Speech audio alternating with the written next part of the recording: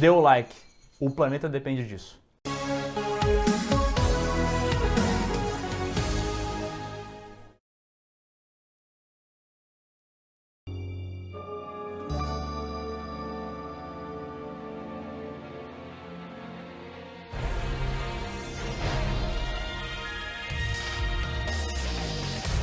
Antes que o Marcelo fale de Batman, que eu sei que ele tá com o pé que é o leg pra falar do Batman, porque esse vai ser assunto aqui também. O Marcelo, ele é do canal Batcaverna, mas ele não é fanboy, tá? Não, Nunca. não. De maneira nenhuma, jamais.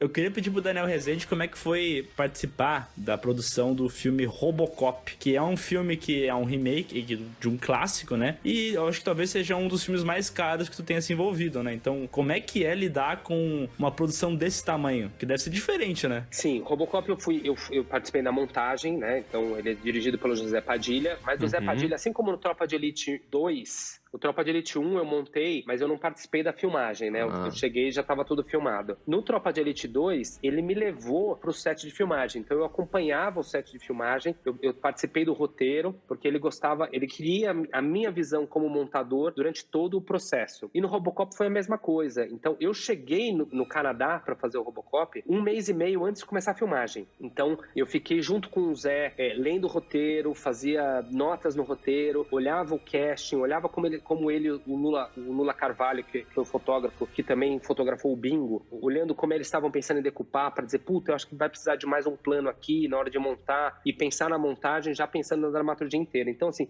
foi uma experiência incrível de participar de um filme, eu não lembro quanto era o orçamento, mas era um orçamento que eu não sei nem sei o que é. 120 milhões de dólares? Sei, era um troço muito monstruoso. Deve ser algo assim, né? Vamos descobrir aqui, peraí. Vamos descobrir. Essa geração do Google é maravilhosa, né? Mas assim, eu aprendi muito, até porque era um filme que tinha muito efeito especial. Quanto é? 130 milhões. Ó, grande orçamento. Ó, errei por 10. Na trave. Errei por 10 milhões de dólares. Bobão, essa micharia, né? Essa aí é troco, milhões né? dá pra fazer quantos aqui no Brasil, né? Nossa. Exatamente. Hoje em dia, né, com o nosso dinheiro desvalorizado, mas vamos lá. Foi uma experiência muito louca e grande de ver um filme, primeiro mexer num outro clássico, né? Um filme que eu também tinha assistido, ido ao cinema quando eu era jovem, e poder repensar. E é um filme que eu particularmente gosto muito da versão do Zé Padilha. Ele é um filme que dividiu opiniões, né? Tem gente que não gosta e tem gente que gosta. Eu acho muito interessante a visão do Zé Padilha, a releitura que ele fez com temas tão atuais para a época que ele foi feito, né? E foi uma loucura, porque trabalhava assim, a equipe de montagem, eu tinha um outro montador que trabalhava junto comigo, porque eu tava no set de filmagem enquanto tava montando, e depois a gente montava junto. Eu era editor principal, mas tinha um outro montador. Mas nossa equipe tinha um montador de efeitos especiais, tinha um montador só de som, tinha 3 ou 4 assistentes. Caraca. Era um troço... Caraca. Era um troço monstruoso, assim, sabe? E você tinha que liderar essa equipe inteira e fazer um filme que o Zé Padilha tivesse feliz e confortável, e ao mesmo tempo era um filme de estúdio, né? Um filme da MGM. Então você tinha que lidar ainda com os produtores, você tinha que lidar com o estúdio, e todo mundo tinha que ficar feliz. E no fundo, no mercado americano ele tem essa coisa assim que às vezes ele filma uns roteiros que não estão prontos, o diretor não faz o trabalho direito, mas se o filme não tem uma montagem boa, a culpa é sempre do montador, né? A culpa é sempre do montador. Sempre, Otto. Não tem mais ninguém pra mandar embora, manda embora o montador. Mas foi uma experiência muito legal, aprendi muito no Robocop, cara, aprendi muita coisa no Robocop, e eu gosto muito do filme, gosto bastante.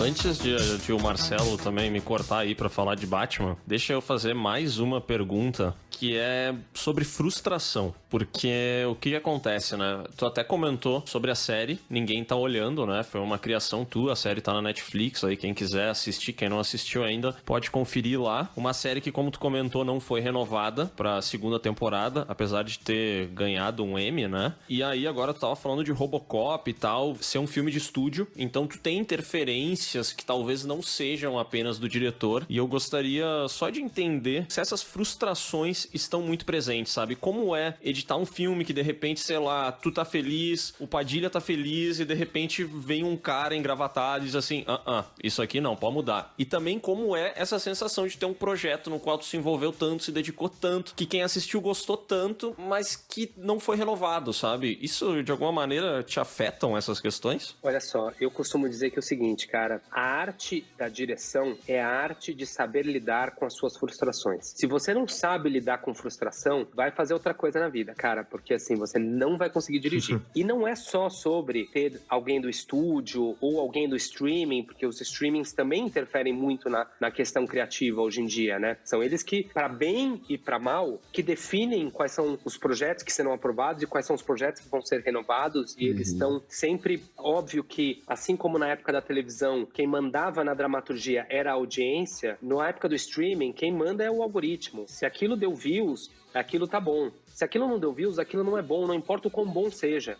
Mas eu acho que ele vai além disso, porque entre aquele filme que você imagina e aquilo que você consegue realizar, existe um Grand Canyon. E você vai lidar com essas frustrações todos os dias. É o ator que você queria, é a atriz que você queria que não tá liberado, ou que não gostou do projeto, é o dinheiro que você queria, porque assim, também, o filme que tá na sua cabeça e o teu orçamento, não importa, pode ser um vídeo do canal do YouTube, pode ser um filme de baixo orçamento, ou pode ser um Robocop. No Robocop, a gente tinha problema de orçamento o tempo inteiro. O tempo inteiro. O filme custava muito mais do que 130 milhões de dólares. Sim, o filme, ele é todo baseado, né? Tipo assim, claro, tem a parte de que a roupa foi feita, a armadura dele e tal, né? Pra ele utilizar como se fosse robô. Mas pra quem viu o filme, tá ligado que tem CGI a todo momento, né? Então, pra trabalhar com um negócio desse, meu, é caro, né, velho? E não só os efeitos especiais, né? É um filme de proporções muito grandes, né? Então, o que eu só quero dizer é o seguinte, que a frustração, ele faz parte do dia a dia do diretor. Por isso que o diretor precisa saber. A Luciana Batista, que foi uma assistente de direção que trabalhou comigo em praticamente todos os projetos, hoje ela é diretora e na série da Turma da Mônica ela dirigiu 3 episódios, uma parceira que eu amo de paixão. Aliás, se você ouvir isso, Lu, um beijo. Ela me fala uma frase que eu adoro, que ela fala assim, dirigir é você entrar num cassino onde tem milhares e milhares de mesas e você só tem isso aqui de ficha. Você tem que saber aonde você vai apostar as suas fichas. Você tem, e isso tem a ver com a razão pelo qual você resolveu fazer aquele projeto. Todo projeto que você entra, qualquer que seja, tá? Pode ser um vídeo do YouTube, pode ser um podcast, pode ser um filme de 200 milhões de dólares, pode ser uma série da Netflix ou pode ser uma série de um streaming que ninguém vai assistir. Não importa. Alguma coisa moveu você a querer estar interessado por aquele projeto. Que pode ser, de repente, dinheiro. Que pode ser status. Não são exatamente razões nobres, mas elas existem e elas têm essa razão de ser. Mas alguma coisa que eu chamo da faísca, a faísca acende. Quando eu assisti um filme infantil com meu filho, eu pensei, por que nunca ninguém fez um filme da Turma da Mônica? Ali acendeu uma faísca em mim, que essa faísca foi o que me motivou a lidar com todas as frustrações que eu tive até lançar o filme, e não foram poucas, tá? O Bingo Rei das Manhãs levou 7 anos pra ser feito. Porra! Tudo isso? 7 anos entre ter a primeira ideia e o filme entrar no cinema. E ele demorou, depois de entrar no cinema, mais de 4 anos pra chegar na HBO Max agora. É um streaming. São muitas as frustrações. São muitas e muitas e muitas as frustrações. Então, Daniel, não sei se você pode responder isso, mas aproveitando que você falou do bingo, essas frustrações que levaram a 7 anos pro filme ficar pronto, tem a ver também com a questão de era pra ter sido sobre o Bozo, e aí teve alguma coisa a ver ou não tem nada a ver? Não teve a ver com isso a demora, mas com certeza a frustração, né? Assim, o filme é inspirado nesse palhaço que você falou o nome, que eu não posso falar o nome. Eu até fiquei meio assim de falar, mas enfim, falei. Porque até isso, vou usar aqui uma referência que eu sempre uso, não querendo entrar nesse assunto, mas uma referência da cultura pop pra quem tem um pouco mais de idade. Hoje a gente não tá vivendo no Brasil, né? Hoje a gente tá vivendo a Caverna do Dragão. E o Vingador está na presidência. Eu só quero voltar pro Brasil. Eu quero achar o caminho de volta pro Brasil. Caminho de volta, Mas o Vingador tá lá, dizendo que vai ser a salvação do planeta. Muita gente caiu nesse conto, muita gente vai cair nesse conto de novo. Não sei nem porque que eu usei essa analogia. Foi associar um desenho tão legal, porra, com um negócio negócio tão ruim desse, é foda. Então eu lembrei exatamente por causa disso. Porque até isso, esse cara estragou. Eu não consigo nem falar mais o nome do palhaço, porque até isso associa a uma coisa horrorosa, entendeu? É verdade. Não pode falar. Agora entendi a ligação. Agora, assim, o cara não bastou o cara estragar, tá tentando estragar um país inteiro. Ele até estragou isso. Mas